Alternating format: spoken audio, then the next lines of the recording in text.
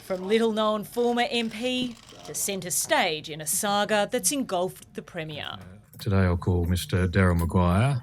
For 2 years, Daryl Maguire has been under a corruption cloud over his business dealings. Today, he made admissions to the ICAC. Would you agree that effectively you turned your office in Parliament House on Macquarie Street into an office for Gateway International? Partly. And I take it that you understood at the time that you weren't permitted to use your Parliament House office? Yes. Right? From there, the concessions came thick and fast about the business network, Gateway International, that the former Wagga Wagga MP silently directed. The ultimate proposition I'm putting to you for your comment is whether you agree that during the period from 2012 to 2018, you sought to monetise your offices as a Member of Parliament with a view to making money for yourself and making money for your associates. Yes.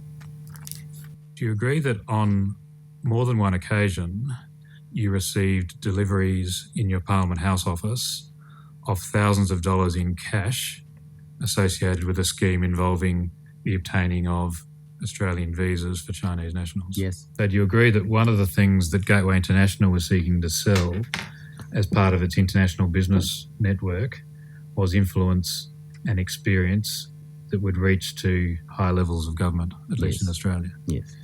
For part of that time, Daryl Maguire was in a secret relationship with Gladys Berejiklian. She was a senior minister and then Premier. Never ever have I done anything wrong in relation to my position. Never ever have I tolerated anybody else doing anything wrong. And if I ever saw it or witnessed it or knew about it, of course I would have taken action. Did the Premier know about any of your business dealings? Go away. Gladys Berejiklian has defended herself since the shock revelation of her 5-year relationship with Mr Maguire on Monday. Today she showed she'd had enough. The people of this state know that I've done nothing wrong. I never have and I never will. And I appreciate the questions you all need to ask, and I've answered them in full detail over the course of a number of days. But you also have to respect my position as Premier and let me do my job.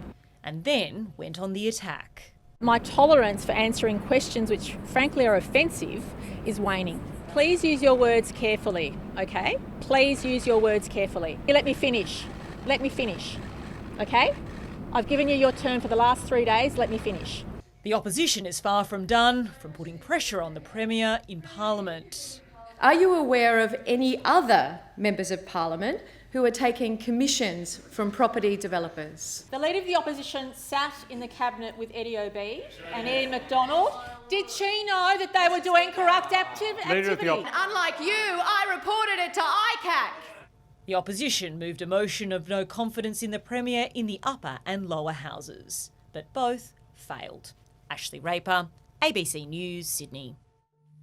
The man who spent almost 2 decades in Parliament today admitted hiding what he was really up to. You wanted to keep your involvement in Gateway International off the books.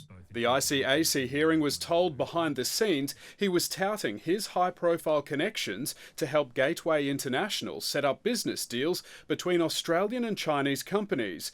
It was involved in setting up meetings between other businesses covering wine, steel, milk powder, and even a proposed flying school. But it was also involved in offering a visas for cash scheme. You must agree that it was a breach of the public trust placed in you to proceed with this immigration scheme, correct? Yes. He conceded it was wrong to taking a cut of cash from the visa applicant and for organising local companies to take on the migrant workers, sometimes without them showing up. You agree that that was something that was quite wrong for you to do, noting that at least many of these businesses were constituents of yours? Yes. The hearing was told the Wagga RSL Club didn't want to have anything to do with it, thinking it was a scam.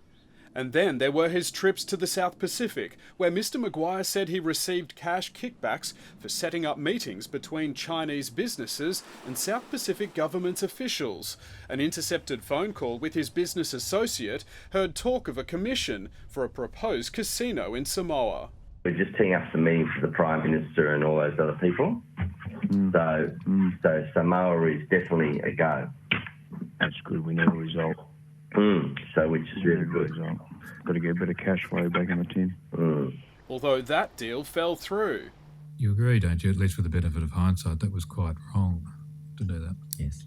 The only reference to the Premier today was a request from a property developer to meet her, discovered in another phone tap. I don't know how you're going to do it.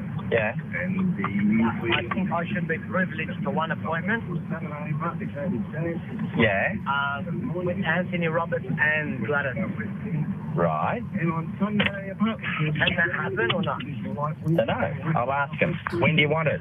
The meeting never eventuated. Daryl Maguire will face plenty more questions in the coming days. Josh Bavis, ABC News, Sydney.